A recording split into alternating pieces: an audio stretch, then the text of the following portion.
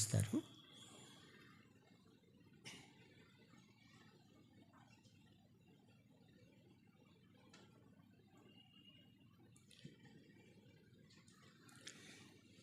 కుడి వచ్చిన మీ అందరికీ యేసుక్రీస్తు ప్రభువారి నామంలో వందనాలు తెలియజేస్తా ఉన్నాను. దేవుడి వాక్యంలో నుంచి కొన్ని మాటలు మనం చూసుకొని ముగించుకుందాం. యోహాను రాసిన మొదటి పత్రిక 2వ అధ్యాయం 6వ వచనం చదువుకుందాం. యోహాను రాసిన 1వ పత్రిక 2వ అధ్యాయం 6వ వచనం. 5-6 వచనాలు కలిసి ఉన్నాయి, అందరం కలిసి చదువుదాం. ఆయన వాక్యము ఎవడు గైకొనునో వానిలో దేవుని ప్రేమ నిజముగా పరిపూర్ణమాయను. ఆయన యందు నిలిచియున్నవాడని చెప్పుకొనివాడు ఆయన ఎలాగూ నడుచుకునేనో అలాగే తానును నడుచుకున్న బద్ధుడై ఉన్నాడు. మనం ఆయన యందున్నామని దీని వలన తెలుసుకొనుచున్నాము. ప్రియమైనటువంటి దేవుని ప్రజలారా, యోహాను రాసినటువంటి ఈ యొక్క మొదటి పత్రికలో నుంచి ఆయన యందు నిలిచియున్నాను అని చెప్పుకునేవాడు ఏ విధంగా జీవించాలో అనే తలంపులను కొన్ని మనము జ్ఞాపకం చేసుకోవాలని కోరుతుంటున్నాను. మొదటి యోహాను పత్రిక 2వ అధ్యాయం 6వ వచనంలో మొదటిగా మనం చూస్తే, ఆయన యందు నిలిచియున్నానని చెప్పుకునేవాడు ఆయన ఎలాగూ నడుచుకునేనో అలాగే తానును నడుచుకున్న బద్ధుడై ఉన్నాడు. మనం ఆయన యందు ఉన్నామని దీని వలన తెలుసుకొనుచున్నాము. ఆయన యందు నిలిచియున్నాను, లేకపోతే నేను దేవుని యందు ఉన్నాను, యేసు ప్రభునందు విశ్వాసం ఉంచినాను, దేవుని పిల్లలము అని చెప్పుకుంటున్న వారు ఆయన ఎలాగూ నడుచుకునేనో అనగా యేసు ప్రభువారు ఎలాగూ నడుచుకున్నాడో అలాగే తానును నడుచుకున్న బద్ధుడై ఉన్నాడు.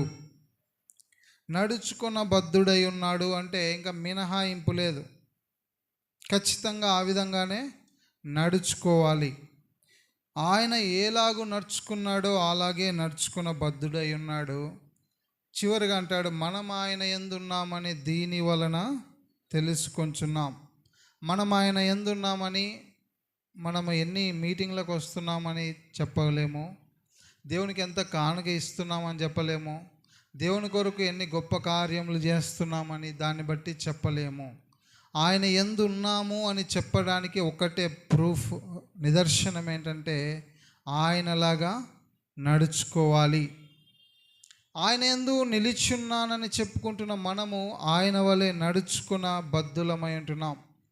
యేసుక్రీస్తు ప్రభువారు 2024 సంవత్సరాల క్రితము దాదాపు 33.5 సంవత్సరాలు ఈ భూమి మీద మానవుడిగా జీవిస్తూ వచ్చినాడు.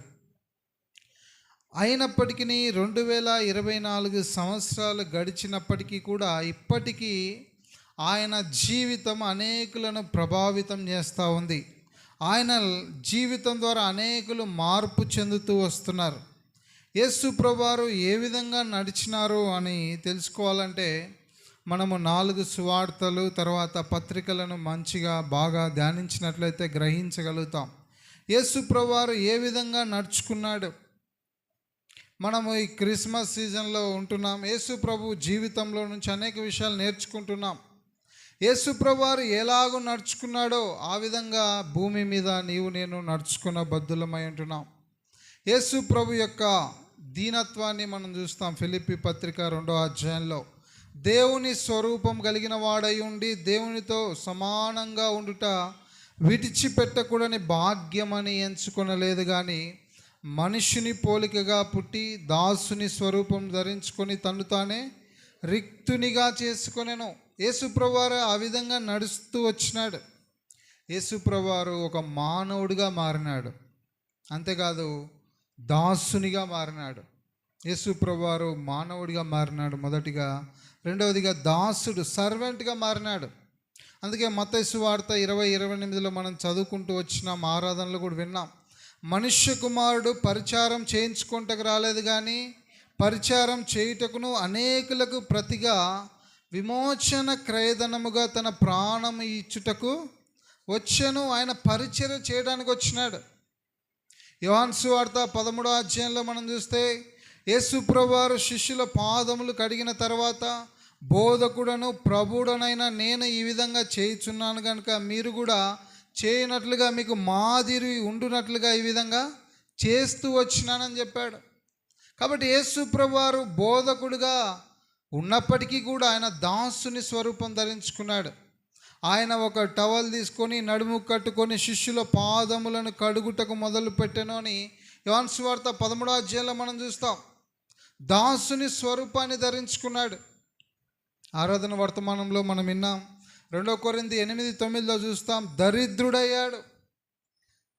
మీరు మన ప్రభు అయిన యేసు క్రీస్తు కృపను ఎరుగుదురు కదా, ఆయన దారిద్ర్యం వల్ల మనము ధనవంతులం కావాలని మన నిమిత్తము దరిద్రుడాయను. యేసు ప్రభువారు 3 అంతల మార్పు పొందినట్లుగా చూస్తాం. మానవుడైనాడు, దాసుడైనాడు, దరిద్రుడైనాడు. అలాగే యేసు ప్రభువారు భూమి మీద ఏ విధంగా జీవిస్తూ వచ్చినాడో మనం చూడాలి. దేవుని వాక్యంలో మనం చూస్తాం.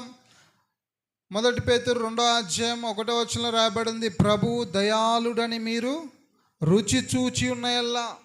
యేసుక్రీస్తు ప్రభువారు ఎలా జీవించినాడంటే దయాళుడు. యేసు ప్రభువారిని పట్టుకోవడానికి శాస్త్రులు పరిచయాలు కొంతమందిని పంపించినప్పుడు వారు తిరిగి వచ్చి ఏం చెప్పారు? ఆ మనుషుడు మాట్లాడినట్టు ఎవడును ఎన్నడూ మాట్లాడలేదు. ఆయన నోట నుండి వచ్చిన దయగల మాటలకు వారు ఆశ్చర్యపడ్డారు. యేసు ప్రభువారి జీవితంలో దయను మనం చూస్తాం. అంతేకాదు, ఆయన కొండ మీద ప్రసంగం చేసిన తర్వాత శిష్యులు యేసు ప్రభుతో వచ్చి చెప్తూ వచ్చినారు, జనులు నేటి దినం వరకు 3 దినముల నుంచి ఇక్కడ ఉన్నారు, వారికి తిననేమీ లేదు కాబట్టి మార్గంలో మూర్ఛపోతారేమో, మీరే వారికి ఆహారం పెట్టమని స్వయంగా యేసు ప్రభువారే శిష్యులకు చెప్పాడు. వారిపైన ఉన్నటువంటి కేర్, పట్టింపును మనం చూస్తాం. యేసు ప్రభు యొక్క ప్రేమను మనం చూస్తాం. అంతేకాదు, యేసుక్రీస్తు ప్రభువారు జనసమూహమును చూచి వారు కాపరి లేని గొర్రెల వలె విసిగి చెదరి ఉన్నందున వారిపైన కనికరపడినట్లు దేవుని వాక్యంలో చూస్తాం. ఈ విధంగా యేసు ప్రభువారు ఏ విధంగా నడుచుకున్నాడో మనం కూడా అలాగూ నడుచుకున్న బద్దులమై ఉన్నాం. యేసు ప్రభువారు ఏ విధంగా ప్రేమించినాడో, ఏ విధంగా క్షమించినాడో మనందరికీ పరిచయమే. యోహాను సువార్త 13:1 రాయబడింది, తాను ఈ లోకంలో నుండి తండ్రి యొద్దకు వెళ్ళవలసిన గడియ వచ్చనని యేసు పస్కా పండుగకు ముందే ఎరిగిన వాడై లోకంలో ఉన్న తన వారిని ప్రేమించి వారిని అంతం వరకు ప్రేమించాను, చివరి వరకు ప్రేమించినాడు. ఇది ఆయన ప్రేమ. తాను ఈ లోకంలో నుంచి తండ్రి యొద్దకు వచ్చిన గడియ ఉన్నదని ఎరిగి లోకంలో ఉన్న వారిని అంతం వరకు ప్రేమించినాడు, చివరి వరకు ప్రేమించినాడు. అది ఆయన ప్రేమ. అంతం వరకు ప్రేమిస్తూ వచ్చినాడు. ఆయన ప్రేమలో మార్పు లేదు. శిష్యులలో అనేక మంది ఆయన విడిచిపెట్టి వెళ్ళిపోయినా, తర్వాత ఆయన ఎరగనని చెప్పినా, ఆయన అప్పగించిన ఆయన ప్రేమలో మార్పు లేదు. అలాంటి ప్రేమ అంతం వరకు ప్రేమించినట్లుగా మనం చూస్తాం. అలాంటి ప్రేమ మనం కలిగి ఉన్నామా? ఆయనలాగా నడుచుకున్న బద్దులమై ఉంటున్నాం. ఆయన యందు నిల్చున్నామని చెప్పుకుంటున్నాం, దేవుని ప్రజలమని చెప్పుకుంటున్నాం, ఆయనలాగా నడుచుకున్న బద్దులమై ఉంటున్నాం. ఇది మన నడక ఏ విధంగా ఉంది? 1 పేతురు 2వ అధ్యాయంలో పేతురు రాస్తాడు కదా, చూడండి, మనందరికీ పరిచయమే. క్రీస్తు మీ కొరకు తన అడుగుజాడలను మాదిరిగా ఉంచిపోయాను. 1 పేతురు 2వ అధ్యాయం 21లో, క్రీస్తు మీ కొరకు బాధపడి మీరు తన అడుగుజాడల యందు నడుచుకున్నట్లు మీకు మాదిరి ఉంచిపోయాను. మీరు తన అడుగుజాడల యందు నడుచుకున్నట్లు మాదిరి ఉంచిపోయాడు. మనము ఆయన అడుగుజాడల్లో నడుచుకోవాలి, ఆయన వల్ల జీవించాలి. ఆయన అడుగు జాడలేంటో కొన్ని అక్కడ ప్రస్తావించాడు. 22-23 వచనంలో ఆయన అడుగు జాడలు ఏంటంటే, ఆయన పాపము చేయలేదు, ఆయన నోటను ఏ కపటము కనబడలేదు. ఆయన అడుగు జాడల్లో నడవమంటే పరిశుద్ధంగా జీవించటం, కపటం లేని, వేషధారణ లేని యథార్థమైన జీవితాన్ని జీవించటం, ఇది ఆయన అడుగు జాడల్లో నడవడం. అంతేకాదు, ఆయన దూషింపబడి బదులు దూషించల. ఇవి ఆయన అడుగులు. దూషించబడిన బదులు దూషించల, శ్రమ పెట్టబడి బెదిరించల. ఆయన్ను శ్రమ పెట్టినప్పటికీ కూడా మరలా బెదిరించల, మళ్ళా థ్రెటన్ వార్నింగ్ ఇయ్యాల. ఆయన ఎంత శ్రమ పెట్టినా మౌనంగా సహించినట్లుగా చూస్తాం. న్యాయముగా తీర్పు తీర్చు దేవునికి అప్పగించుకొని జీవించినాడు. ఇది ఆయన అడుగు జాడల్లో నడవడం. ఆయన కొరకై నింద, అవమానము, శ్రమలు వచ్చినప్పటికీ ఆయన అడుగు జాడల్లో నడవడం ఏంటంటే ఆయనకు అప్పగించుకోవటం, దేవుని యొక్క హస్తములకు అప్పగించుకోవటం. ఆయన అడుగు జాడల్లో మనం నడుచుకోవాలని మాదిరి ఉంచిపోయాడు. ప్రియమైనటువంటి దేవుని ప్రజలారా, ఇది నా దేవుని ప్రజల జీవితాన్ని బట్టి ఎంతమంది ప్రభావితం చెందుతున్నారు? యేసు ప్రభువారు ఒక్కడే, ఆయన శిష్యులు 12 మందే ప్రపంచాన్ని తలక్రిందులు చేస్తూ వచ్చినారు. 2024 సంవత్సరాలైన ఆయన యొక్క ప్రభావం భూమి మీద ఇప్పటికీ ప్రభావం ఏమాత్రం తగ్గలే. ఇప్పటికీ అనేక మంది యేసు ప్రభు ద్వారా మార్పు చెందుతున్నారు. యేసు ప్రభు వారి ప్రేమను బట్టి ఆయన మార్పు చెందుతూ ఉన్నారు. ఆయన యొక్క ప్రభావం అంత గొప్పది. ఆయన బోధించలేదు తరగతులు, ప్రతి చోట చూచిన ఆయన పలుకే. స్థాపించలేదు తరగతులు. వశమాయే జనుల హృదయాలు అని మనం ఒక పాట పాడుకుంటాం. జనుల హృదయాలు ఆయన వశమైపోయినాయి. కారణం ఏంటంటే ఆయన లైఫ్, ఆయన జీవితం. ఆయన అడుగు జాడల్లో మనం నడవట్లేదు కాబట్టి ఇది అనేక మందిని మనం ఆకర్షించలేకపోతున్నాం. యేసు ప్రభు వారిని చూచి అనేక మంది ఆకర్షించబడుతూ వచ్చినారు. ఎందుకంటే ఆయన జీవితం అంతా ప్రభావవంతంగా ఉండింది. ఆయన జీవితం అంతా మాదిరికరంగా ఉండింది. నేను ఆయన యందు నిలిచున్నామని చెప్పుకుంటున్నాం. ఎన్నో సంవత్సరాల అనుభవం ఉందని చెప్పుకుంటున్నాం. ఎన్నో సంవత్సరాలైంది ప్రభువుని ఎరిగి దేవుని మందిరంలో చేర్చబడి రక్షణ పొంది బాప్తీసం తీసుకొని ఆయన అడుగు జాడల్లో ఎంతవరకు మనం వచ్చినాం? ఫిలిప్పీ పత్రిక 2వ అధ్యాయం 5వ వచనంలో మనకు తెలుసు కదా, ఆయన కలిగి ఉన్న మనస్సు మీరును కలిగి ఉండుడి. క్రీస్తు యేసు మనస్సు మనము కలిగి ఉండాలి. ఆయన మనస్సు మనకుందా? గలతీ పత్రికలో పౌలు అంటాడు కదా, క్రీస్తు స్వరూపము మీ అందు ఏర్పడి వరకు మీ విషయమై నాకు మరలా ప్రసవేదన పడుతుంది. క్రీస్తు స్వరూపం. దేవుని ప్రజలారా, యేసు ప్రభు శిష్యులు కేవలం 12 మందే ప్రపంచాన్ని ఎంతో ప్రభావితం చేశారు. ఇది నా కుప్పలు కుప్పలుగా దేవుని ప్రజలని చెప్పబడేవారు ఉన్నారు. కానీ ఎంతమంది పైన మన ప్రభావం కనబడుతుంది? మన బంధువుల పైన మన ప్రభావం కనబడుతుందా? మనం పనిచేసే స్థలంలో మన ప్రభావం, మన ఎఫెక్ట్ ఉందా? ఆయన ప్రభావం ప్రపంచాన్ని కదిలించింది.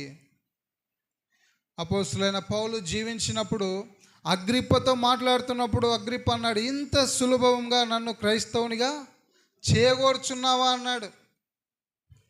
కారణం ఏంటంటే 1 కొరింథీ 11:1 అన్నాడు, నేను క్రీస్తును పోలి నడుచుకున్న ప్రకారం మీరును నన్ను పోలి నడుచుకోండి. క్రీస్తును పోలి నడుచుకునే వారంగా ఇది నా జీవించాలా. అనేక మంది క్రీస్తును మెచ్చుకునేవారుగా, పొగిడేవారుగా ఉన్నారు. కానీ క్రీస్తును పోలిన జీవితము, క్రీస్తును పోలిన మాటలు, ప్రవర్తన లేదు. క్రీస్తును మన పాటల ద్వారా, మాటల ద్వారా పొగడడం వల్ల ఆయనకేం లాభం లేదు. మన జీవితం ద్వారా క్రీస్తును ప్రదర్శించాలి. క్రీస్తును మన జీవితం ద్వారా చూపించాలి. మన జీవితమే ఒక పత్రిక. ఒక దేవుని సేవకుడు అన్నాడు, మత్తయి సువార్త, మార్కు సువార్త, లూకా సువార్త, యోహాను సువార్త ఎవరు చదవరు. నీ జీవితమే 5వ సువార్త. నీ జీవితాన్ని, నా జీవితాన్ని ప్రజలు చూస్తారు, బైబిల్ ఎవరు చదవరు. మన జీవితమే సువార్తగా ఉండాలి. కాబట్టి ఆయన యందు నిలిచి ఉన్నానని చెప్పుకునేవాడు ఆయనలాగా నడుచుకున్న బద్ధుడై ఉన్నాడు. దేవుని వాక్యంలో అనేక ఉదాహరణలు ఉన్నాయి. ఆయన అప్పగించిన ఇస్కరియోతు యూదా ఆయన దగ్గరకు వచ్చి బోధకుడా అంటే చెలికాడా అన్నాడు. ద్రోహి అన్నాడా? మోసగాడా అన్నాడా? చివరి మూమెంట్లో కూడా ఆయన అప్పగించినా కూడా ఏమన్నాడు? చెలికాడా. ఇది ఆయనలాగా జీవించడం అంటే, ఇది ఆయనలాగా ప్రేమించడం అంటే, ఇది ఆయనలాగా క్షమించడం అంటే.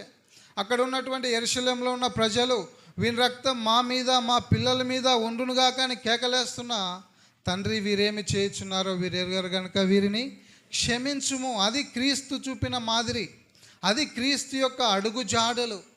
దేవుని ప్రజలుగా ఆయన యందు నిలిచున్నామని చెప్పుకుంటున్న మనము ఆయనలాగా నడుచుకుంటున్నామా? మత్తయి సువార్త 11వ అధ్యాయంలో యేసు ప్రభువారు ఏమన్నాడు? నేను సాత్వికుడను దీన మనస్సు గలవాడను గనుక మీ కాడి ఎత్తుకొని నా యొద్ద నేర్చుకొనుడి. ఆయన ఎవరంట? సాత్వికుడు, దీన మనస్సు గలవాడు. నా యొద్ద నేర్చుకొనుడి. ఈ సాత్వికాన్ని ఎంతవరకు నేర్చుకున్నాం? ఈ దీన మనస్సును ఎంతవరకు నేర్చుకున్నాం? యేసు ప్రభువారు దేవునితో సమానంగా ఉండే భాగ్యాన్ని విడిచిపెట్టి దాసుని స్వరూపాన్ని ధరించుకున్నాడు. మన రెప్యుటేషన్, మన మెప్పు పోగొట్టుకోవడానికి ఇష్టపడుతున్నామా? దీన మనస్సు గలవాడు, ఆయన ఎంతో సాత్వికుడు. ఆయన యొద్ద నేర్చుకోమన్నాడు. నేర్చుకుంటున్నామా? ఆయన యొద్ద సాత్వికము, దీనత్వం నేర్చుకున్నామా? ఇక్కడ రాయబడింది 1 యోహాను పత్రిక 2వ అధ్యాయం 6వ వచనంలో, ఆయన యందు నిలిచిండ్రు వాడని చెప్పుకునేవాడు. మనము చెప్పుకునేవారమా, నడుచుకునేవారమా అనేది చాలా ప్రాముఖ్యమైంది. నాకు ఇన్ని సంవత్సరాల అనుభవం ఉంది, బెరాక మందిరంలో ఇన్ని సంవత్సరాల సీనియర్ అని చెప్పుకోవడం కాదు, కానీ ఏ విధంగా నడుచుకుంటున్నాం? ఇక్కడ చెప్పుకునేవాడు నడుచుకున్న బద్ధుడై ఉన్నాడని రాయబడింది. చూడండి, చాలా గంభీరమైన విషయం. ఆయనలాగా నడుచుకుంటున్నామా? యేసు ప్రభువారు మనల్ని లోకానికి వెలుగు అన్నాడు. యేసు ప్రభువారు భూమి మీద ఉన్నప్పుడు ఆయన, నేను లోకమునకు వెలుగు, నన్ను వెంబడించువాడు చీకటిలో నడవక జీవపు వెలుగు కలిగి ఉండునని చెప్పాడు. ఆయన అదే మాట మరలా మత్తయి సువార్తలో అన్నాడు, మీరు లోకమునకు వెలుగై ఉన్నారు. ఈ భూమి మీద ఇప్పుడు యేసు ప్రభువారు లేరు, ఆయన స్థానంలో మనల్ని వెలుగుగా ఉంచినాడు. వెలుగంటే మన ఇంట్లో స్టార్స్ పెట్టుకోవడం, లైటింగ్ వేసుకోవడం, మన లైఫ్ అనేది వెలుగుగా ఉండాలి. ఫిలిప్పీ పత్రికలో పౌలు అంటాడు కదా, జీవవాక్యమును చేత పట్టుకొని లోకమందు జ్యోతుల వలె నడుచుకొంచున్నారు. చూడండి, ఫిలిప్పీ పత్రిక 2వ అధ్యాయం 16వ వచనం, అట్టి జనం మధ్య మీరు జీవవాక్యమును చేతపట్టి లోకమందు జ్యోతుల వలె కనబడుచున్నారు. అట్టి ఎలాంటి జనం మధ్య? మూర్ఖమైన వక్రజనం మధ్య. ఈ లోకంలో ఉన్న మూర్ఖమైన వక్రజనం మధ్య దేవుని ప్రజలుగా జ్యోతుల వలె కనబడాల. మన జీవితమే నడిపించే తారగా ఉండాలి. జీవవాక్యాన్ని చేతబట్టుకొని లోకమందు జ్యోతులుగా వారు కనబడుతూ ఉన్నారు. ఈ దినాన నీ వెలుగు కనబడుతుందా? యేసు ప్రభువారు అన్నాడు కదా, మనుషులు మీ సత్క్రియలను చూచి పరలోకమందున్న మీ తండ్రిని మహింపరచున్నట్లు వారి ఎదుట మీ వెలుగు ప్రకాశింపనీయుడి. మత్తయి సువార్త 5వ అధ్యాయంలో మాట చూస్తాం, 16వ వచనం, మనుషులు మీ సత్క్రియలను చూచి పరలోకమందున్న మీ తండ్రిని మహింపరచున్నట్లుగా వారి ఎదుట మీ వెలుగు ప్రకాశించాలి. మన జీవితమే వెలుగుగా ఉండాలి మనుషుల ముందు. మన జీవితాన్ని బట్టి పరలోకమందున్న తండ్రికి మహిమ కలగాల. ఎవడు కూడా దీపంను వెలిగించి కొంచెం కిందనైనను మంచం కింద అయిన పెట్టాడు. మనము వెలిగించబడిన వారంగా ఉంటే అనేకులకు కనబడినట్లుగా దీపస్తంభం మీద ఉంచబడిన వాళ్ళకు కనపడాలి. యేసు ప్రభువారిని ఎరిగాను, నేను మందిరంలోనే ఇంట్లోనే వెలుగుగా ఉంటానంటే ఏమాత్రం కుదరదు. దీపస్తంభం మీద ఉండాలి. చూచే వారందరికీ మన వెలుగు ప్రకాశించాల. ప్రియమైనటువంటి దేవుని ప్రజలారా, మనము వెలుగుగా ఉన్నామా? యోహాను గురించి యేసు ప్రభువారు అన్నాడు, అతడు మండుచు ప్రకాశించుచున్న దీపమై ఉండెను. మండుచు ప్రకాశించుచున్న దీపంగా యోహాను జీవించినాడు. అనేకులు ఆ వెలుగునొద్దకు వచ్చినారు. ఇది నా మండుతూ ప్రకాశిస్తూ ఎంతమందిని వెలుగు దగ్గరికి ఆకర్షించగలిగా? దేవుని ప్రజలారా, ఆయన యందు నిలిచున్న మనము ఆయనలాగా నడుచుకోవాలి. రెండవదిగా చూడండి, 1 యోహాను పత్రిక 3వ అధ్యాయం 6వ వచనం, ఆయన యందు నిలిచిండు వాడెవడును పాపము చేయడు, పాపము చేయవాడెవడును ఆయన్ను చూడను లేదు, ఎరుగను లేదు. రెండవదిగా, ఆయన యందు నిలిచిండు వాడెవడును పాపము చేయడు. యేసు ప్రభునందు నిలిచి ఉన్నవాడు పాపం చేయడు, పరిశుద్ధమైనటువంటి జీవితాన్ని జీవిస్తాడు. ఆయన యందు ఉన్నవాడు పాపమును చేయడు. ఎందుకంటే ఇదే మొదటి యోహాను పత్రికలో మనం చూస్తాం. చూడండి, 1వ అధ్యాయం 7వ వచనం. అయితే ఆయన వెలుగులో ఉన్న ప్రకారం మనమును వెలుగులో నడిచిన ఎల్లా మనము అన్యోన్య సహవాసం గలవారమై యుందుము. అప్పుడు ఆయన కుమారుడైన యేసు రక్తము ప్రతి పాపము నుండి మనల్ని పవిత్రులుగా చేయును.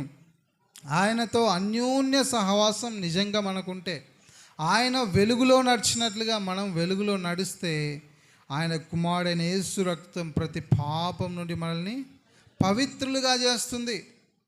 ఆ ఇంటిమేట్ అన్యోన్య సహవాసం మనకుందా? ఆ అన్యోన్య సహవాసం కలిగిన వారమైన ఎల్లా, వెలుగులో నడిచిన ఎల్లా, యేసు రక్తం ప్రతి పాపం నుండి మనల్ని పవిత్రులుగా చేస్తుంది. యేసు రక్తం మనకు అందుబాటులో ఉంది, కడగడానికి, పవిత్రపరచడానికి, ప్రతి పాపం నుండి మనల్ని పవిత్రులుగా చేస్తుంది. ఆయన యందు నిలిచి ఉండేవాడు పాపము చేయడు. పాపం చేయవాడు ఆయన చూడను లేదు, ఎరగను లేదు. దేవుని ప్రజలారా, ఆయన యందు నిలిచున్నామని చెప్పుకుంటున్నాం. మనము పాపమునకు వేరుగా ఉన్నామా? పాపమునకు దూరంగా ఉన్నామా? యేసు ప్రభువారు ఎందుకు వచ్చినాడంటే, ఇదే 3వ యోహాను 5లో మనం చూస్తాం కదా, పాపములను తీసివేయటకు ఆయన ప్రత్యక్షమయ్యాడు. ఆయన వచ్చిందే పాపములను తీసివేయడానికి. ఆయన యందు నిలిచి ఉంటున్నటువంటి దేవుని ప్రజలమైన మనము ఆయన వచ్చిన ఉద్దేశాన్ని సంపూర్ణంగా నెరవేర్చగలుగుతుంటున్నామా? ఆయన పాపములను తీసివేయడానికి భూమి మీదకి వచ్చినాడు. ఆయన యందు నిలిచి ఉన్న మనము పాపము చేయము. ఆయన యందు నిలిచి ఉంటే పాపాన్ని చేయని వారంగా, పాపమునకు దూరంగా ఉంటాం. ఈ విధంగా పాపమునకు దూరంగా జీవిస్తుంటున్నామా? పాపాన్ని అసహించుకుంటున్నామా? మన యొక్క పిలుపు ఏంటంటే, 1 పేతురులో మనం చూస్తాం కదా, సమస్త ప్రవర్తన యందు పరిశుద్ధులై ఉండుడి.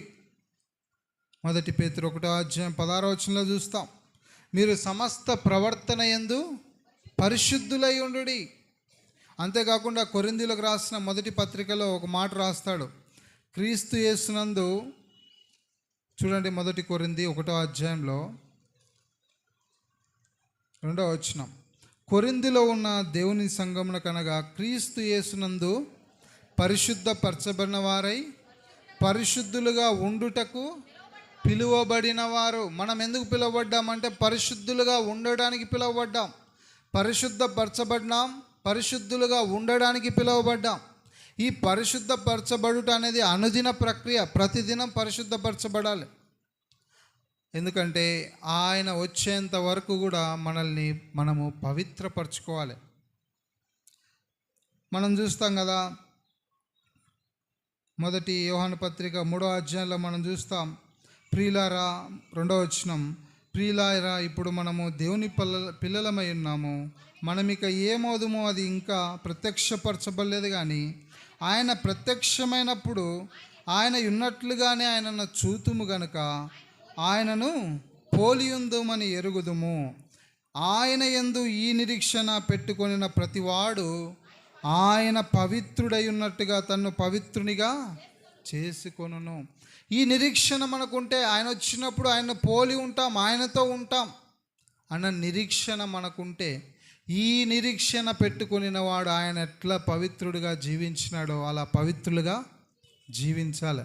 యేసు ప్రభు గురించి కొన్ని స్టేట్మెంట్స్ రాయబడ్డాయి. 1 పేతురు 2వ అధ్యాయంలో మనం చదువుకున్నాం కదా, ఆయన పాపము చేయలేదు. He did no sin. ఆయన పాపం చేయలేదు. తర్వాత 2 కొరింథీ 5వ అధ్యాయం చివరి వచనంలో రాయబడింది, ఆయన పాపము ఎరుగడు. 2 కొరింథీ 5వ అధ్యాయం చివరి వచనం చూడండి, ఎందుకనగా మనం ఆయన యందు దేవుని నీతి అగునట్లు పాపమెరుగని ఆయనను మన కొరకు పాపంగా చేశాను. మొదటిగా 1 పేతురులో మనం చూస్తున్నాం పాపం చేయలేదు. రెండవదిగా కొరింథీ పత్రికలు చూస్తున్నాం పాపము ఎరుగలేదు. తర్వాత యోహాను సువార్త 8వ అధ్యాయంలో ఆయన అంటాడు కదా, నా యందు పాపం ఉందని మీలో ఎవరు స్థాపించగలరు? ఈ విధంగా సవాలు విసిరినవాడు. ఆయన యందు నిరీక్షణ పెట్టుకున్న మనం ఆయనలాగా పవిత్రులుగా జీవించగలుగుతుంటున్నామా? ఆయనలా జీవిస్తుంటున్నామా? కాబట్టి ఆయన యందు నిలిచిన్నవాడు పాపము చేయడు. మూడవదిగా చూడండి, 1 యోహాను పత్రిక 3వ అధ్యాయం 24వ వచనం. ఆయన ఆజ్ఞలను గైకొనువాడు ఆయన యందు నిలిచియుండును, ఆయన వాని యందు నిలిచియుండును. ఆయన మన యందు నిలిచియున్నాడని ఆయన మనకు అనుగ్రహించిన ఆత్మ మూలముగా తెలుసుకొంచున్నాం. మూడవదిగా, ఆయన ఆజ్ఞలను గైకొనువాడు ఆయన యందు నిలిచియుండును.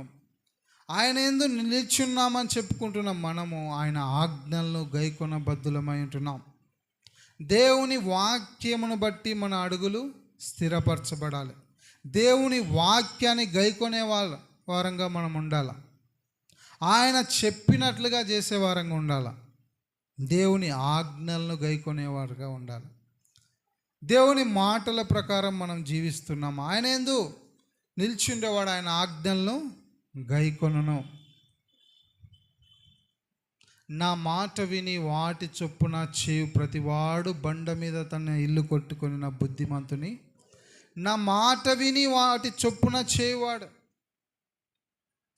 యేసుప్రభువారు అంటాడు కదా, నేను చెప్పు మాటల బట్టి చేయక ప్రభువా ప్రభువా అని నన్ను పిలుచుట ఎందుకు?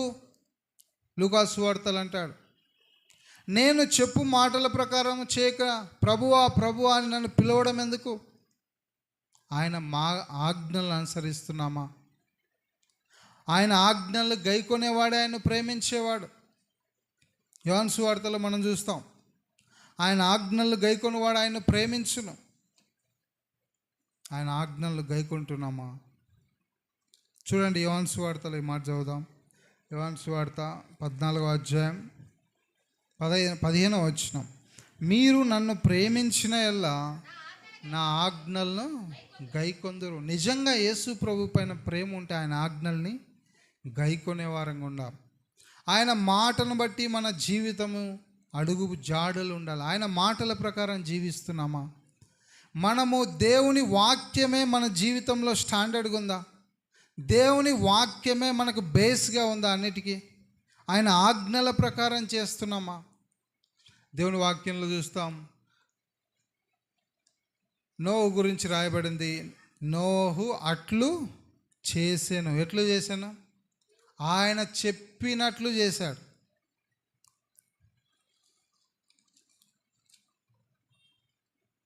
ఆదికాండం 6వ అధ్యాయం చివరి వచనంలో ఈ మాట ఉంది, నోహు అట్లు చేశాను. దేవుడు అతనికి ఆజ్ఞాపించిన ప్రకారము యావత్తు చేసాను. దేవుడు ఆయనకు చెప్పినట్లుగా చేశాడు. నిజంగా నీవు నేను ఆయన చెప్పినట్లుగా చేస్తున్నామా? ఆయన ఆజ్ఞల ప్రకారం జీవిస్తున్నామా? ఆయన వాక్య ప్రకారం జీవిస్తున్నామా? నిర్గమాకాండం 40వ అధ్యాయంలో మోషే గురించి కూడా రాయబడింది కదా, 16వ వచనంలో. మోషే ఆ ప్రకారము చేసెను, యెహోవా అతనికి ఆజ్ఞాపించిన వాటన్నిటినీ చేసెను. అలాగుననే ఒక్క కొలత కూడా మార్చలే మోషే. చెప్పినట్లుగా చేశాడు, అలాగుననే చేశాడు. ఆయన యందు నిలిచున్న వారంగా ఆయన ఆజ్ఞలను గైకొంటున్నామా? 119వ కీర్తనలో కీర్తనకారుడు ఒక ప్రార్థన చేస్తాడు. చూడండి, 119వ కీర్తన 119వ కీర్తన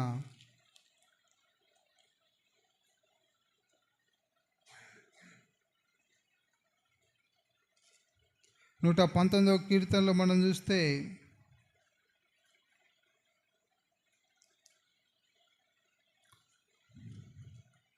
నీ ఆజ్ఞలను బట్టి నన్ను నడుచుకోవడానికి సహాయం చేయమని ప్రార్థన చేస్తాడు. నీ వాక్యమును బట్టి నా అడుగులు స్థిరపరచుము.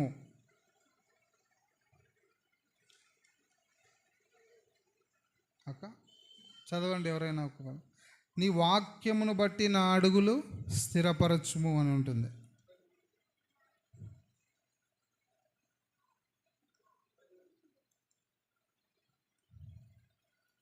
33వ వచనంలో కూడా యెహోవా నీ కట్టలను అనుసరించుట నాకు నేర్పుము, అప్పుడు నేను కడమట్టుకు వాటిని గైకొందును.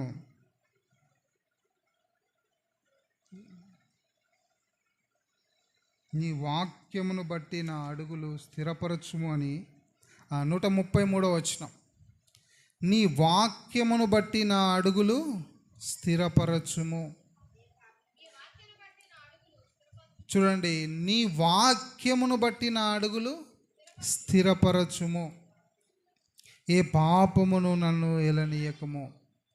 ఆయన ప్రతి అడుగు కూడా దేన్ని బట్టి స్థిరపరచబడాలి? ఆయన వాక్యమును బట్టి అని ప్రార్థన చేస్తున్నాడు. దేవుని ప్రజలుగా దేవుడు మనకి శ్రేష్టమైన వాక్యాన్ని ఇచ్చినాడు. ఆయన వాక్యమును బట్టి జీవిస్తుంటున్నామా? ఆయన వాక్య ప్రకారము మన జీవితము, మన ప్రవర్తన ఉందా? ఆయన మాటలను గైకొంటా ఉన్నామా అనేది చాలా ప్రాముఖ్యమైనది. ఆయన ఏందో నిల్చున్నామని చెప్పుకుంటున్నా మనము ఆయన ఆజ్ఞలను అనుసరిస్తుంటున్నామా? ఆయన ఆజ్ఞలను అనుసరించేవారే ఆయన్ను ప్రేమించేవారు. యేసు ప్రభువారు ఈ ఆజ్ఞలన్నిటినీ క్రోడీకరించి నూతన నిబంధనలో 2 ఆజ్ఞలుగా క్లుప్తంగా చెప్పాడు. మొదటిది, నీ దేవుడైన ప్రభువును పూర్ణ హృదయంతో, పూర్ణ బలంతో, పూర్ణ శక్తితో ప్రేమించు, నిన్ను వలె నీ పొరుగువాన్ని ప్రేమించు. ఇవన్నీ వాటిలో ఇమిడి ఉన్నాయి. క్లుప్తంగా చెప్పాలంటే దేవుడు మన జీవితంలో మొదటి వ్యక్తి అయి ఉన్నాడు. రెండవదిగా, మనల్ని ఎట్లా ప్రేమించుకుంటున్నామో అలాగే ఇతరులను ప్రేమించాలి. ఇది ఆయన ఆజ్ఞలు గైకొంటా. యేసుక్రీస్తు ప్రభువారు అన్నాడు, మనం చూస్తే, నీకు ఏ విధంగా చేయాలని నీవు కోరుతున్నావో ఆ విధంగా నీ సహోదరులకి చేయమంటాడు. మనం ఏ విధంగా చూడాలని ఆశపడతామో మనము ఆ విధంగా చేయాలని కోరుతూ ఉన్నాడు. నీవు నేను ఆ విధంగా జీవిస్తుంటున్నామా?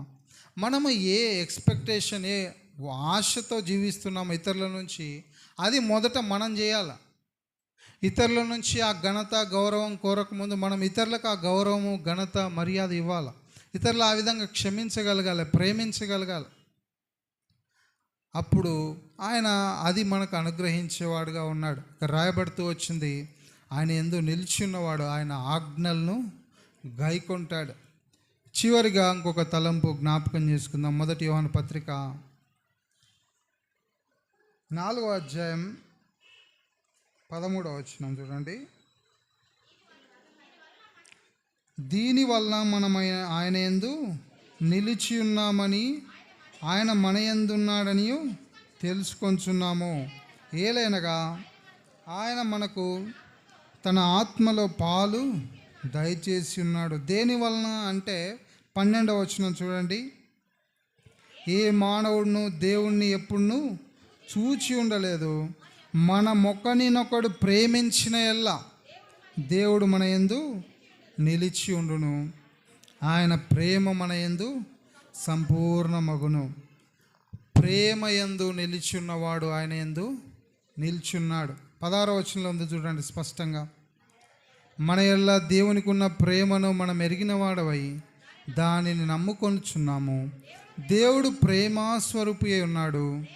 ప్రేమ యందు నిలిచిండువాడు దేవుని యందు నిలిచి ఉన్నాడు. దేవుడు వాని యందు నిలిచి ఉన్నాడు. ప్రేమ యందు నిలిచిన్నవాడు. ఇక్కడ రాయబడింది, మనం ఒకరినొకడు ప్రేమింపవలెను. ఒకరినొకరం ప్రేమించుకునేటటువంటి ప్రేమ యందు నిలిచిన వాడు దేవుని యందు నిలిచి ఉన్నాడు. ప్రేమ యందు నిలిచున్నామా? నిజంగా హృదయపూర్వకంగా ఒకరినొకరం ప్రేమించుకుంటున్నామా? ప్రేమ యందు నిలిచినవాడు ఆయన యందు నిలిచున్నాడు. ప్రేమ లేకుండా ఆయన యందు నిలిచున్నామని చెప్పుకుంటే మనము అబద్ధం చెప్తున్నాం. యోహాను సువార్త 13వ అధ్యాయంలో యేసు ప్రభువారు అన్నాడు, నేను మిమ్మల్ని ప్రేమించినట్టే మీరు ఒకరినొకరు ప్రేమించవలనని మీకు క్రొత్త ఆజ్ఞ ఇచ్చుచున్నాను. నేను మిమ్మల్ని ప్రేమించినట్లే, నేను మిమ్మల్ని ఎట్లా ప్రేమించినానో మీరు అట్లా ఒకరినొకరు ప్రేమించుకొనవలను. యోహాను సువార్త 13:34 మీరు ఒకరినొకరు ప్రేమింపవలనని మీకు క్రొత్త ఆజ్ఞ ఇచ్చుచున్నాను, నేను మిమ్మల్ని ప్రేమించినట్టే మీరును ఒకరినొకరు ప్రేమింపవలెను. తర్వాత మాట కూడా చదవండి. మీరు ఒకని ఎల్ల ఒకడు ప్రేమ గలవారైన ఎల్ల దీన్ని బట్టి మీరు నా శిష్యులని అందరూ తెలుసుకుందరు. లోకము మనల్ని దేవుని ప్రజలని ఏ విధంగా గ్రహిస్తుందంటే, మనము ఒకరి ఎల్ల ఒకరం కలిగిన మిక్కటమైన ప్రేమను బట్టి. దేవుని ప్రజల ఎందున్న ప్రేమను చూసి లోకము ఆయన శిష్యులమని తెలుసుకోగలగాలి. మనము ఒకే ప్రాంతానికి చెందిన వారం కాదు, ఒకే గోత్రానికి కులానికి చెందిన వారం కాకపోయినా దేవుని ప్రజలంగా ఒకరి ఎల్ల ఒకరం కలిగిన ప్రేమ ఇతరులను మనము క్రైస్తవులమని తెలుసుకున్నట్లుగా చేయగలగాలి. ప్రేమ యందు నిలిచుండేవాడే ఆయన యందు నిలిచున్నాడు. ఆయన ప్రేమ ఎంతో గంభీరమైంది. మనము ఎట్లా ప్రేమించాలన్నాడు? నేను మిమ్మును ప్రేమించినట్లే.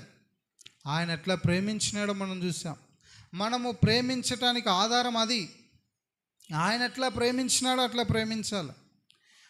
అనేకసార్లు మనకు అనుకూలంగా ఉన్నప్పుడు ప్రేమిస్తాం, మనకు నచ్చినప్పుడు ప్రేమిస్తాం, క్రొత్తలో చాలా బాగా ప్రేమిస్తాం, తర్వాత ఆ ప్రేమ ఉండదు. కానీ యోహాను సువార్త 13:1 రాయబడింది, అంతం వరకు ప్రేమించిన, చివరి వరకు. నిజంగా ఇక్కడ కూర్చున్న మనము స్టార్టింగ్లో మనం ఒకరితో ఒకరం కలిగినటువంటి ఆ సహవాసం, ఆ ప్రేమ ఇప్పటి వరకు కూడా కొనసాగుతుందని చెప్పగలుగుతామా? అంతం వరకు ప్రేమించాలి. ఆయన మనల్ని ఎట్లా ప్రేమించినాడు? రోమాపత్రిక 5వ అధ్యాయంలో రాయబడింది, మనము బలహీనులమై ఉండగా, భక్తిహీనులమై ఉండగా, శత్రులమై ఉండగా, ఇంకను పాపంలో ఉండగానే ప్రేమించి యుక్తకాలంలో క్రీస్తు మన కొరకై చనిపోయాడు. అలాంటి ప్రేమతో ఆయన మనల్ని ప్రేమించినాడు. నిజంగా ఇతరుల బలహీనతలు చూడని ప్రేమ. 1 పేతురులో ఒక మాట రాయబడింది, చూడండి. ఈ మాట చదువుకుందాం. 1 పేతురు పత్రిక 4వ అధ్యాయం 8వ వచనం. ప్రేమ అనేక పాపములను కప్పును గనుక అన్నిటికంటే ముఖ్యముగా ఒకని ఎల్ల ఒకడు మిక్కటమైన ప్రేమ గలవారై ఉండుడి. నిజంగా ఒకని ఎల్ల ఒకరము ప్రేమ కలిగిన వారంగా ఉంటే ప్రేమ ఏం చేస్తుంది? అనేక పాపములను కప్పుతుంది, విప్పదు. ప్రేమ కలిగి ఉంటే విప్పం, కప్పుతాం. అనేక సార్లు మూడో వ్యక్తి గురించి మనము విప్పి చెప్పేవారంగా ఉంటాం. అదేం జ్ఞాపకం చేస్తుంది? మనము ప్రేమ లేని వారమని జ్ఞాపకం చేస్తూ ఉంది. ప్రేమ కప్పుతుంది, అనేక పాపములను కప్పును. ఇక్కడ పేతురు అనేక పాపముల గురించి అన్నాడు. అసలు మనం ఒక పాపము, ఒక వీక్నెస్ చూస్తేనే ప్రేమించాం కదా. ఒక్క మాట అంటేనే మనం ప్రేమించలేం. అనేక పాపములను కప్పును. ఇంకా శ్రేష్టంగా మనం చూస్తాం 1 కొరింథీ 13లో ఆ ప్రేమలో ఉన్న లక్షణాలు మనం చూస్తాం. అపకారమును మనస్సులో ఉంచుకోదు, దుర్నీతి విషయమే సంతోషపడదు, కీడుకు ప్రతికీడు చేయదు, ఉప్పొంగదు, స్వప్రయోజనాన్ని విచారించుకోదు. నిజంగా ప్రేమిస్తే నాకేం మేలు కలుగుతుంది, నాకేం లాభం వస్తుంది అనేది ప్రేమలో ఉండదు. అన్నిటినీ సహిస్తుంది, తాలుకుంటుంది, ఓర్చుకుంటుంది. మీరు చదువుకున్న తర్వాత 1 కొరింథీ 13వ అధ్యాయం మనందరికీ పరిచయం. అన్నిటినీ తాలుకొనును, ఓర్చును, నమ్మును, నిరీక్షించును. ఒక మాటకే మనం ఓర్చుకోలేకపోతున్నాం, భరించలేకపోతున్నాం, సహించలేకపోతున్నాం. అలాంటి ప్రేమ కలిగిన వారంగా ఉన్నామని చెప్పగలుగుతామా? ఇది నా ప్రపంచాన్ని మనము మార్పు చెందించలేనానికి, ప్రభావం చూపించలేనానికి కారణం ఏంటంటే మన ప్రేమ లేనటువంటి స్వభావాన్ని బట్టే. మనము ఒకరి ఎల్ల ఒకరం కలిగి ఉన్న ప్రేమను బట్టి అనేకులు మనల్ని ఆయన శిష్యులు అని గ్రహించాలి. నిజంగా దేవుని ప్రజలంగా సంఘంలో ఈ ప్రేమను మనం చూడాలి. ఆరంభ సంఘంలో ఆ విధంగా ప్రేమ ఉంది కాబట్టి సంఘం విస్తరిస్తూ వచ్చింది. కలిగి ఉన్న వారిలో ఏది కూడా తమదని వారు అనుకొనలేదు. ప్రతి వాని అక్కర కొలిది పంచిపెట్టినారు. ఆ విధంగా ప్రేమ కలిగి జీవిస్తున్నారు. అంటే ఇది మనం పంచిపెట్టమని కాదు, ఆ మనస్సు మనం కలిగి ఉండాలని దేవుడు కోరుతుంటున్నాడు. ఇతరులను ప్రేమించేటటువంటి ప్రేమ, ఇతరులను ప్రేమించే ప్రేమ మనం కలిగి ఉన్నామా? ప్రేమ యందు నిలిచున్నవాడు దేవుని యందు నిలిచి ఉండును. నిజంగా ఈ ప్రేమ మనం కలిగి ఉన్నామా? ఇదే 1 యోహాను 4:20 రాయబడింది, ఎవడైనను నేను దేవుని ప్రేమించుచున్నానని చెప్పి తన సహోదరుని ద్వేషించిన అతడు అబద్ధికుడగును. తాను చూచిన తన సహోదరుని ప్రేమించని వాడు చూడని దేవుణ్ణి ప్రేమించలేడు. ఎట్లు ప్రేమిస్తాడని ఫుట్నోట్లో రాయబడింది. నీ పక్కనున్న నీ సహోదరినే ప్రేమించలేని నువ్వు చూడని దేవుని ఏ విధంగా ప్రేమిస్తావు? అబద్ధికుడు అని రాయబడింది ఇక్కడ. సహోదరుని ద్వేషిస్తూ నేను దేవుని ప్రేమించుచున్నా అని చెప్పుకుంటున్నాం. మనము అబద్ధికులమని దేవుని వాక్యం జ్ఞాపకం చేస్తుంది. తాను చూచిన సహోదరుని ప్రేమించని వాడు చూడని దేవుని ఎట్లా ప్రేమిస్తాడు? ప్రేమించలేడు. అనేకసార్లు మన కళ్ళు ముందున్న వారిని ప్రేమించలేం, క్షమించలేం. కానీ విస్తారమైనటువంటి మాటలు ఆరాధనలో చెప్తాం, ప్రార్థనలో చెప్తాం, ఎన్నో గంభీరమైన మాటలు చెప్పేవారంగా ఉంటాం. యేసు ప్రభువారు అన్నాడు, నా పొరుగువాడు ఎవడు అని అడిగినప్పుడు ఆయన ఉపమానం చెప్పాడు కదా. ఎవరు వాని దగ్గరికి చేరి వాని గాయములు కట్టి పూటకూళ్ళ వాని ఇంటికి తీసుకొని వెళ్ళిన వాడు సమరయుడు. యాజకుడు లేవీడు కూడా అదే మార్గంలో పోయారు, కానీ పక్కగా పోయినారు. పక్కగా పోయిన వారంగా మనము ఉంటున్నామా? ఆదరించి గాయములు కట్టి పూటకుళ్ళ ఇంటికి చేర్చే వారంగా ఉన్నామా? దేవుని వాక్యంలో జ్ఞాపకం చేయబడుతుంది, నీ పొరుగువాడు ఎవరు అని ఆయన్ను అడిగినప్పుడు ఆయన ఈ ఉపమానం చెప్పాడు. ఎవరైతే ఆ వ్యక్తిని చేర్చుకొని గాయములు కట్టి ఆదరించినాడో వాడే వానికి నిజమైన పొరుగువాడు. నిజంగా దేవుని ప్రజలుగా అనేక సార్లు నా వైఖరి ఈ యొక్క యాజకుడు వలె లేవిని వలె ఉంది. పక్కగా ఎన్నిసార్లు వెళ్ళిపోయాం, ఎన్నిసార్లు పక్కగా చూడనట్లుగా వెళ్ళిపోయిన వారంగా ఉన్నాం. మరలా యాజకుడు లేవీడు ఎవరంటే దేవుని పరిచయం చేసేవాళ్ళే, దేవుని పిల్లలే. పేరు మాత్రం యాజకుడు లేవీయుడే, కానీ ప్రక్కగా పోయే స్వభావం. నేను దేవుని ప్రజలమే, దేవుని పిల్లలమే, ప్రక్కగా పోయిన సందర్భాలు ఎన్ని ఉన్నాయి నా జీవితంలో. ఆయన యందు నిలిచి ఉన్నామని చెప్పుకుంటున్నాం. మనము ప్రేమ యందు నిలిచి ఉన్నామా? మనలను చూసి లోకము దేవుని తెలుసుకుంటుంది, అవి దేవుని శిష్యులు అని చెప్పుకుంటున్నారా? నిజంగా ఎంత గంభీరమైన విషయం ఇది. మన పక్కలు ఉన్న వాళ్ళు ఏం చెప్తారంటే, మా పక్కన ఆయన చర్చికి ఎప్పుడు వెళ్తాడు, వాళ్ళని బట్టి మాకు చర్చి కూడా రాబుద్ది కావట్లేదు అని చెప్తారు. మొన్ననే బేస్తవారమే నేను ఇక్కడే ఒక క్రిస్మస్ మీటింగ్ పోతే ఒక ఆయన చెప్పాడు, మా పక్కనోడు సేవకుడే అండి, వాడిని చూస్తే దేవుని పైన అసహ్యం పుట్టింది మాకు అన్నాడు ఒక హైందవుడు. నిజంగా దేవుని ప్రజలంగా మన జీవిత వైఖరి ఎలా ఉంది?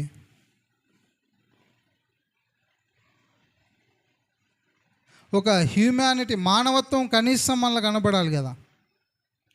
దేవుని ప్రజలుగా మన జీవితమే అనేకులకు పత్రికగా ఉండాలని జ్ఞాపకం చేయబడుతుంది. మొదటగా మనమే ప్రేమ లేని వారమైతే ఇతరులను ఏ విధంగా ప్రేమించగలుగుతాం, ఆకర్షించగలుగుతాం? ఒకని ఎల్ల ఒకడు మిక్కటమైన ప్రేమ గలవారై యుండుడి. ఒకని ఎల్ల ఒకడు మిక్కటమైన ప్రేమ. ఇంకా రోమాపత్రికలో రాయబడింది చూడండి, ఒక మాట చదువుదాం. ఒకని కంటే ఒకడు యోగ్యుడని ఎంచాలి. చూడండి రోమాపత్రిక 12వ అధ్యాయంలో ఒక మాట చదువుదాం. రోమాపత్రిక 12వ అధ్యాయంలో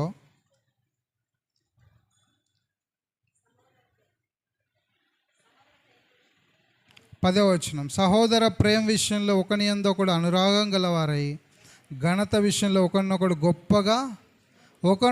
గొప్పగా ఎంచుకోవాలి. కానీ నేటి దినాన మనల్ని ఇతరులు గొప్పగా ఎంచాలని ఎక్స్పెక్ట్ చేస్తున్నాం. మనల్ని గొప్ప వాళ్ళు అనుకోవాలని చెప్తా ఉన్నాం. మనల్ని గొప్పగా ఎంచుకోవాలని చూస్తూ ఉన్నాం. ఒకని యందు ఒకడు అనురాగం గలవాడై ఘనత విషయంలో ఒకని యందు ఒకడు గొప్పగా ఎంచుకోండి. ఫిలిప్పీలకు రాసిన పత్రిక 2వ అధ్యాయంలో కూడా పౌలు అంటాడు చూడండి, 3వ వచనం, 2వ అధ్యాయం 3వ వచనంలో, కక్ష చేతనైనను వృధాతిశయం చేతనైన ఏమీ చేయక వినయమైన మనస్సు గలవారై ఒకడినొకడు తనకంటే యోగ్యుడని ఎంచుకోవాలి. ఒకడినొకడు తనకంటే యోగ్యుడు. ఆ సిస్టర్ నాకంటే బెటర్, నాకంటే ఉన్నతమైంది, నాకంటే మంచి స్థానంలో ఉంది అని ఎంచేవారంగా ఉండాలి. ఒకరినొకడు యోగ్యులని ఎంచాలి. ఘనత యందు ఒకరినొకడు ఘనముగా ఎంచాలి, యోగ్యులని ఎంచాలి. ఇలాంటి అంతస్తులో మన ఆత్మీయ స్థితి ఉండాలని దేవుడు కోరుతుంటున్నాడు. కాబట్టి మనము 4 విషయాలు చూస్తూ వచ్చినాం. ఆయన యందు నిలిచిండు వాడు ఆయనలాగా నడుస్తాడు. 2వదిగా ఆయన యందు నిలిచినవాడు పాపం చేయడు. 3వదిగా ఆయన యందు నిలిచినవాడు ఆయన ఆజ్ఞల్ని గైకొంటాడు. 4వదిగా ఆయన యందు నిలిచినవాడు ప్రేమ యందు నిలిచి ఉంటాడు. చివరిగా ఒక వచనం చదువుకుందాం. 1 యోహాను 2వ అధ్యాయం 28వ వచనం అందరం కలిసి చదువుదాం. 1 యోహాను 2వ అధ్యాయం 28వ వచనం. కాబట్టి చిన్నపిల్లలారా, ఆయన ప్రత్యక్షమగునప్పుడు ఆయన రాకడ యందు మనము ఆయన ఎదుట సిగ్గుపడక ధైర్యం కలిగి ఉండునట్లు మీరు ఆయన యందు నిలిచి ఉండుడి. చివరిగా ఒక హెచ్చరిక ఏంటంటే, ఆయన ప్రత్యక్షమైనప్పుడు ఆయన రాకడ యందు సిగ్గుపడక, గుండెలు బాదుకోకుండా, రొమ్ములు కొట్టుకోకుండా ధైర్యంగా ఆయన ఎదుర్కొనేటట్లుగా మనము ఆయనలో నిలిచి ఉండాలి. ప్రకటన గ్రంథంలో రాయబడింది, సమయం లేదు కానీ, ఆయనను చూచి ప్రతి ఒక్కరు కొండల కిందికి బండల కిందికి పారిపోతారు, మమ్మల్ని మరుగు చేయమంటారు. ఎందుకంటే ఆయన ఫేస్ చేసే ధైర్యం లేదు. ఈ లోకంలో, మందిరంలో, సంఘంలో ఎన్నో గొప్ప గొప్ప మాటలు చెప్తారు. ఆయనను ఎదుర్కొన్నప్పుడు ఆయన ఎదుట ధైర్యంగా నిలిచేటట్లుగా మనం ఆయన యందు నిలిచి ఉండాలి. కాబట్టి ఆయన ప్రత్యక్షం అవడం ఎంతో సమీపంగా ఉంది. ఆయన ఎంతో సమీపంగా ఉన్నాడు. యాకోబు పత్రికలో చూస్తాం ఆయన ద్వారం దగ్గరనే ఉన్నాడు. హెబ్రీ పత్రికలో చూస్తాం 10వ అధ్యాయంలో ఆయన ఇంకా ఆలస్యం చేయడు, వచ్చుచున్నవాడు ఆలస్యం చేయడు, త్వరగా రాబోతాను ఉన్నాడు, సిద్ధంగా ఉన్నాడు, సమీపముననే ఉన్నాడు. కాబట్టి ఆయన ప్రత్యక్షమైతే ఆయన ఎదుట సిగ్గుపడకుండానట్లుగా ధైర్యంగా ఆయన ఎదుర్కొనేటట్లుగా ఆయన యందు మనము నిలిచి ఉండాలి. ఇది ఆయన యందు ఏ విధంగా నిలిచి ఉన్నాం, మన జీవితాన్ని మనము పరీక్షించుకుందాం. మోకరించండి, కళ్ళు మూసుకోండి, ప్రార్థన చేసుకుందాం. విన్న వాక్యాన్ని బట్టి ఆయన యందు నిలిచిన నీవు ఆయనలాగా నడుస్తున్నావా? ఆయన యందు నిలిచిన నీవు పరిశుద్ధునిగా జీవిస్తున్నావా? ఆయన యందు నిలిచిన నీవు ఆయన ఆజ్ఞల ప్రకారం, ఆయన వాక్యమును బట్టి జీవిస్తున్నావా? ఆయన వాక్యమే నీకు నాకు అన్నిటికంటే అందరికంటే ప్రాముఖ్యంగా ఉందా? ఆయన యందు నిలిచిన నీవు ప్రేమలో నిల్చున్నావా? నీ తోటి వారిని మిక్కటంగా ప్రేమిస్తున్నావా? వారిని క్షమించగలుగుతున్నావా? ఒకరికంటే ఒకరిని గనులుగా ఎంచుతున్నామా? ఒకరికంటే ఒకరిని యోగ్యులుగా ఎంచుతున్నామా? ఆయన త్వరగా ప్రత్యక్షమవుతున్నాడు. ఇలాంటి అనుభవంలో నిలిచలేకపోతే ఆయన ఎదుట ప్రత్యక్షమైనప్పుడు సిగ్గుపడే వారంగా ఉంటాం. ధైర్యంతో ఆయన్ను ఎదుర్కోవాలంటే ఇలాంటి అనుభవాల్లో మనము జీవించాలి. ఆ విధంగా దేవుడు మనకి సహాయం చేయనుగా.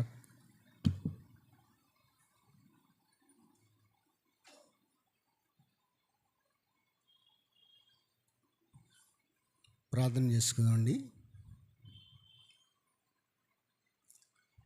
నిన్న వాక్యాన్ని ఒకసారి మనము పరీక్షించుకుందాం.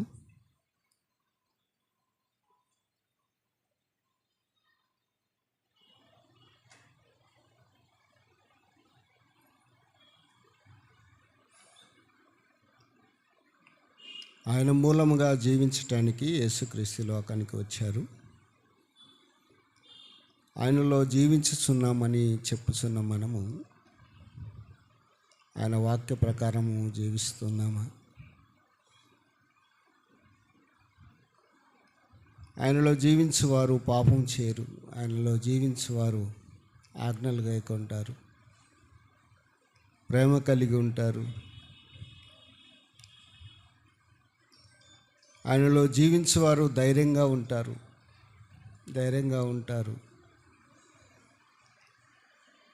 విశ్వాసమే మనల్ని ధైర్యపరుస్తుంది. విశ్వాసం మూలంగా జీవిస్తాడు. చిన్న ప్రార్థన చేసుకుందాం. ఏనాడైతే విశ్వాసాన్ని కోల్పోతామో అధైర్యం వస్తుంది. విశ్వాసము మనకు ధైర్యము, నిబ్బరమైన ప్రవేశం కలుగుతుంది. రేపు దేవుని ఎదుట ధైర్యంగా చేరాలి అంటే విశ్వాసమే.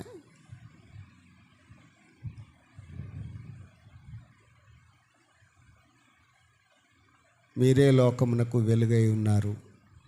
యేసుక్రీస్తు ఏ రోజో వచ్చి సంవత్సరాల క్రితం 2023 సంవత్సరాల క్రితమే వచ్చి వెళ్ళిపోయారు. మీరే లోకమునకు వెలుగు, మీరే లోకమునకు సాక్షులు, మీరే బూదిగంతముల వరకు ఉప్పై ఉన్నారు, వెలుగై ఉన్నారు, సాక్షులై ఉన్నారని దేవుడు చెప్తా ఉన్నాడు. కాబట్టి ఈ క్రిస్మస్ దినాల్లో క్రీస్తు ఎలాంటి ప్రేమను దేవుడు లోకమునకు పంచాడో, మనం క్రీస్తులో ఉండి కూడా క్రీస్తు ప్రేమే మనలో లేకపోతే, ప్రేమ లేనివాడు మరణమందు నిలిచి ఉన్నాడని, ప్రేమ లేనివాడు కయ్యూను లాంటి వాడని యోహాను రాసిన పత్రికలో 3వ అధ్యాయంలో రాయబడుతూ ఉంది. అటు మనము దేవుని ప్రేమ కలిగి దేవుని చిత్తాన్ని గ్రహించుకుంటూ, క్రీస్తు యేసు మనకు కలిగిన మనసు, తగ్గింపు మనసు, క్షమించే మనసు, ప్రేమించే మనసు, ఐక్యతో ఒకరినొకరు హెచ్చించే మనసు. యేసుక్రీస్తు యోహాను గారిని ఎంతో హెచ్చించాడు. ఇతను మండుచున్న దీపమని యోహాను అన్నాడు. ఆయన ఎదుట చెప్పులు విప్పుట కూడా నేను యోగ్యుడని కానన్నాడు. ఆయనకున్న మనసు ఎలాంటిదో మనం గ్రహిస్తూ ఉన్నాం. ప్రార్థన చేసుకుందాం. చాలాసార్లు సాతాను మనకు గుడ్డితనం కలగజేసి వాక్యం మనలో నిలవకుండా, వాక్యానికి స్వకారం జీవించకుండా, అజ్ఞానంలోనికి అయోగ్యమయంగా తీసుకొని వెళ్ళే ఆలోచనలు సాతాను మనకి ఎన్నోసార్లు పుట్టిస్తాడు. యేసుతో పాటు యేసుక్రీస్తు క్రియలు చూసినటువంటి యూదానే సాతాను నడిపించాడు. గ్రహించలేకపోయాడు. గ్రహిస్తాడని నీవే అన్నా కూడా గ్రహించలేని పరిస్థితిలో దిగజారిపోయాడు. ప్రార్థన చేసుకుందాం. తల వంచి కళ్ళు మూసుకొని. 3.5 సంవత్సరాలు స్వయంగా యేసు ప్రభువును చూస్తున్న వ్యక్తే తన మార్గాన్ని సరి చేసుకోలేకపోయాడు. దేవునిలో ఉంటూ, దేవుని కొడుకులో పాల్పొందుతూ, నిత్యము బైబిల్ చదువుతూ, బైబిల్ పట్టుకొని మనం జీవిస్తూ, క్రీస్తులాగా మనం జీవించుకుంటే పరలోకము ఎంత కష్టంగా ఉంటుందో. ఇంకా రక్షించబడకుండా అలాగనే వాక్యం వెంట వెళ్ళిపోవటం, బాప్తిసం తీసుకోకుండా, ఆయన రక్తం శరీరంలో పాలభాగస్థలం కాకుండా, క్రీస్తు కోసము మనము చావబడి, సిలువ వేయబడి, చావబడి, సమాధి చేయబడకపోతే క్రీస్తుతో కూడా బ్రతికించే యోగ్యత కూడా మనకు ఉండదు. ఇంకా రక్షించబడకుండా ఉన్నట్లయితే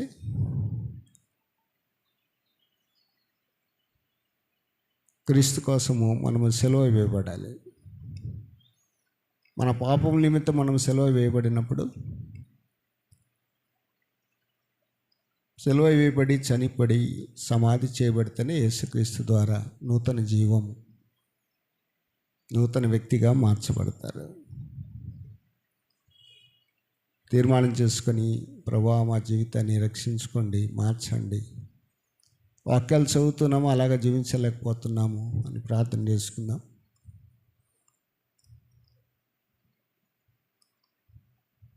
మహోన్నతమైన తండ్రి, పరిశుద్ధమైన దేవా, మీకు వందనాలు చెల్లిస్తూ ఉన్నాం. ఈరోజు ఈ రీతిగా నన్ను మమ్మల్ని ప్రేమించి మరొక పునరుద్ధరణ దినాన్ని మీరు అనుగ్రహింపచేశారు. ఎంతో కృప కలిగిన దేవుడవు, జీవం కలిగిన దేవుడవు, ఆశ్చర్యకరుడవు, అద్భుతాలు చేసే మహనీయుడైన దేవుడవు, నీకు వందనాలు చెల్లిస్తున్నాను. ఈ రీతిగా నన్ను మమ్మల్ని ప్రేమించి సజీవ లెక్కలో ఉంచినందుకు వందనాలు. ఉదయకాల ఆరాధనలో కూడా మీ సన్నిధి మాకు తోడుగా ఉంచారు. బలహీనము అయినప్పటికీ కృప చూపించి మీరు బలపరుస్తూ వచ్చినందుకై వందనాలు. అనేకులను బిడ్డలను తండ్రి నడిపించారు. మీ నామానికి మహిమ తెచ్చుకున్నందుకై స్తోత్రాలు. కూడి వచ్చిన బిడ్డలు బడి స్తోత్రం. పాటల్లోనూ, ఆరాధన చరికల్లోనూ, వర్తమానంలో కూడా మీరుండి మీ నామానికి మహిమ తెచ్చుకున్నందుకై స్తోత్రాలు. కూడి వచ్చిన బిడ్డలందరినీ దీవించండి. మీ వాక్యమే మా హృదయంలో జ్యోతుల్లాగా ప్రకాశించేది. లోకములో కనపడేది వాక్యమే గనుక మా అడుగులు మార్చేది, మా మనసును మార్చేది, సమస్తాన్ని తేటపరిచేది వాక్యం కనుక వాక్యము మా హృదయంలో స్థిరపట్ట కృప దయచేయండి. సాతానుకు తావు లేకుండా చేయండి. ఈ వార కార్యక్రమం దేవునికరంగా చేయండి. క్రిస్మస్ ఆరాధన ఈ నామానికి మహిమకరంగా జరుగునట్లు కృప దయచేయండి. ప్రతి వారు కూడా నేను మహింపరుస్తూ దేవా, దేశంలో ఎన్నో క్రిస్మస్ ఆరాధనలు జరుగుతూ ఉన్నాయి ప్రభా. అది కేవలము ప్రభా మరి మీ నామానికి మహిమకరంగా జరిగించుకోండి. ఎక్కడ నష్టాలు కష్టాలు వాటిల్లకుండా సహాయం చేయండి. ఎన్నో చోట్ల ప్రభా మరి ఎన్నో దాడులు, భయంకర పరిస్థితులు జరుగుతాయని అనేక కలవరాలు, భయాలు పెడుతున్నా అయినా మీ కృప ప్రతి స్థలంలో ఉంచి నడిపించి మహిమ తెచ్చుకోండి. మహిమా ఘనత ప్రభావాలు మీకు ఆరోపిస్తూ ఉన్నాం. సంఘం ద్వారా కేవలము మీ నామానికి మహిమ తెచ్చుకుంటాను ప్రార్థన చేస్తున్నాను. మాకు విదూరంగా ఉన్న శరీరాన్ని, సాతాన్ని, లోకాన్ని మీలో ఉన్నవాడు గొప్పవాడు కనుక వాడిని జయించి ఉన్నారని చెప్పారు తండ్రి. మీరు మాలో ఉంటే మేము ఇవన్నీ కూడా జయించగలం. యేసుక్రీస్తు ద్వారా అన్నిటిలో అత్యధికం ఇచ్చే గొప్ప దేవుడు వెళ్ళినందుకై స్తోత్రాలు చెల్లిస్తూ ఉన్నాం. మీరు మాత్రమే మా హృదయాన్ని స్వాధీనపరుచుకునే దేవుడు. మీకు తప్ప మరొకరికి మా హృదయము స్థలము లేకుండా చేయండి. పరిశుద్ధాత్మ ద్వారా నడిపిస్తూ ప్రతిదినము మమ్మల్ని అందరినీ కాపాడి పోషించి సంరక్షించి నడిపించమని, బలహీనలు బలపరచండి. బాధల్లో ఉన్న వారికి క్షేమము, ఆరోగ్యాన్ని దయచేయండి. చదువుతున్న బిడ్డలను జ్ఞాపకం చేసుకోండి. ఉద్యోగాలు, వివాహాలు, సంతానం కోసం ఎదురు చూస్తున్న బిడ్డలు మీరు కనికరించి గొప్ప కార్యాలు చేసే దేవుడవు. నీకు అసాధ్యమైంది అంటూ లేదు. మీరు సహాయం చేసి నడిపించండి. సంఘంలో ప్రతి వారు కూడా తండ్రి నీ పరిచర్యలో పాలు పొందులగినట్లు కృప దయచేయండి. ఆశ్చర్య కార్యాలు చేసే దేవుడు కనుక నీ కార్యాలు బూదిగంతముల వరకు కృతజ్ఞతాస్తుతులు చెల్లించవలసిన వారంగా ఉంటున్నాం, ప్రకటించవలసిన వారు ఉంటున్నాం. లోకరక్షకుడుగా ఉండటానికి యేసుక్రీస్తు వచ్చాడని సాక్ష్యం ఇస్తున్నామని చెప్పిన రీతిగా ప్రతి వారు కూడా తండ్రి నువ్వు ఎలాగ పుట్టావో, ఎలా జీవించావో, ఎలా చనిపోయావో, ఎలా తిరిగి లేచావో వాటిని గురించే నా తండ్రి ఈ లోకమును సాక్షిగా నిలబెట్టుకున్న దేవుడు. మీరే మహిమ పొందుకోండి. సాతాను అనేకులు మోసము చేత తండ్రి పాపభూయిష్టమైన వాటి వైపు తిప్పుతూ నరకానికి, నాశనానికి పాత్రలుగా చేస్తూ ఉంది. వారి మీద ఉన్న కుయుక్తిని, వారి మీద మోసపు క్రియను తొలగించి ప్రతి వారిని వెలిగించమని ప్రార్థన చేస్తున్నాం. మహిమా ఘనత ప్రభావాలు మీకు ఆరోపిస్తూ ప్రార్థన ఆలకించి గొప్ప కార్యాలు మా అందరి జీవితాల్లో జరిగించండి. సంఘంలో బలహీనులుగా, రోగులుగా ఉన్నవారు స్వస్థపరచండి. ప్రతి పరిస్థితిలో తండ్రి మేము బలహీనం ఎప్పుడో అప్పుడే బలవంతులుగా చేస్తానన్న దేవుడు. ఆ విధంగా నడిపించి మహిమా ఘనత ప్రభావాలు మీరు పొందుకొని ప్రార్థన ఆలకించమని, చాలిన దేవుడిగా ఉండి నడిపించమని ప్రార్థన చేస్తున్నాను. మహిమా ఘనత ప్రభావాలు మీకు ఆరోపిస్తూ ఇంకా రాలేని బిడ్డలు ఉన్నారు తండ్రి, వారిని కూడా జ్ఞాపకం చేసుకోండి, దీవించండి. ప్రతి వారు కూడా ప్రభావ ప్రతి కొడుకులో పాలు పొందినట్టుగా కృప దయచేయమని మీరే మహిమ ఘనత ప్రభావాలు పొందుకుంటారని ప్రార్థన ఆలకించమని మా ప్రభును రక్షకుడును ప్రియుడైన యేసుక్రీస్తు యొక్క పరిశుద్ధమైన నామంలో ప్రతి వారికి ప్రతి అవసరతలు సంఘంలో ఉన్న ప్రతి అవసరాలు తీర్చి ఎంతోమందినైనా సంఘానికి అనేక దినాల నుండి రాలేక మరి ఎందుకైతే రాలేకపోతున్నారో మాకు తెలియదు కానీ ప్రభా వారికి ఉన్నటువంటి ఆటంకాలు బంధకాలు తొలగించండి. నీ సన్నిధి ఒక్క దినము 1000 దినాల కంటే శ్రేష్టమైందని వాక్యం తెలుసు.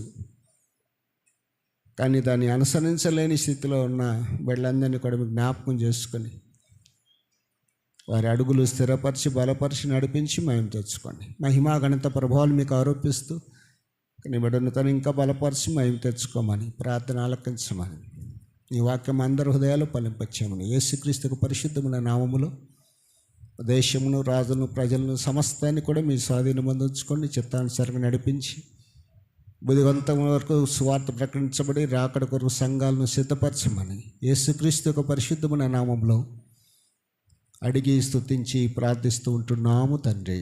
ఆమేన్. సకల ఆశీర్వాదాలకు కారణమూతులు మన తండ్రి అయిన దేవుని దీవెనయు ఆయన కుమారుడు మన రక్షకుడైన యేసు ప్రభువు వారి యొక్క కృపయు పరిశుద్ధాత్మ దేవుని అన్యోన్య సావాసము సమాధానము మనందరికీ సకల పరిశుద్ధులకు సదాకాలము తోడై ఉండి నడిపించునుగాక. ఆమేన్. దేవునికి స్తోత్రం. అందరికి వందనాలండి. దేవుడు మేము దీవించునుగాక. ఇంతటితో కూడిక ముగించబడతా ఉంది. కాకినాడ మీటింగ్లో సప్లిమెంట్ అవి పాంప్లెట్లు వచ్చాయి, ఎవరైనా కావాలని తీసుకోండి.